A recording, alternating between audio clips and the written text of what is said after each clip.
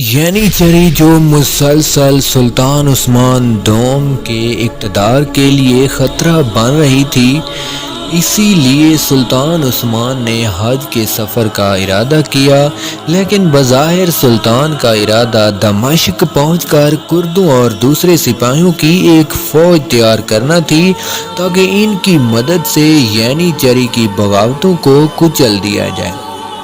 لیکن جلد ہی یعنی چری کو سلطان کے ارادوں کا پتہ چل گیا اور انہوں نے سلطان کو اس سفر سے روک دیا۔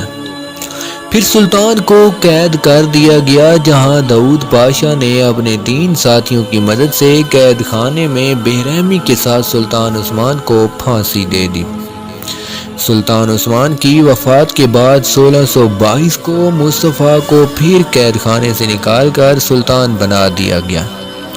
سلطان مصطفیٰ نے تخت پر آنے کے بعد سلطان عثمان کے قاتلوں کو چن چن کر قتل کیا، لیکن مصطفیٰ کی نااہلی اب بھی مسلسل برقرار تھی۔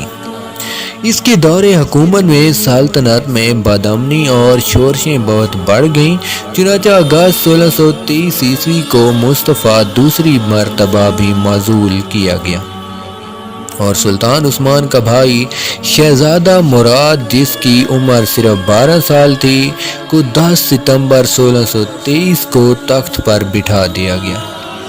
ابتدائی چند سال سلطان کی جگہ احکامات ان کی والدہ سلطانہ کی طرف سے چلتے تھے، لیکن بہت جلد سلطان مراد نے اختیارات کو اپنے ہاتھوں میں لے کر زوال کے شکار سلطنت عثمانیہ کے لیے ایک نئی امید کی کرن بن کر سامنے آئی۔ سلطان مراد کے اقتدار میں آنے کے بعد صفویوں نے عثمانی سلطنت پر حملہ کر کے بغداد اور موصل پر قبضہ کر لیا اور ایرانیوں کا ان شہروں پر 15 برس قبضہ رہا۔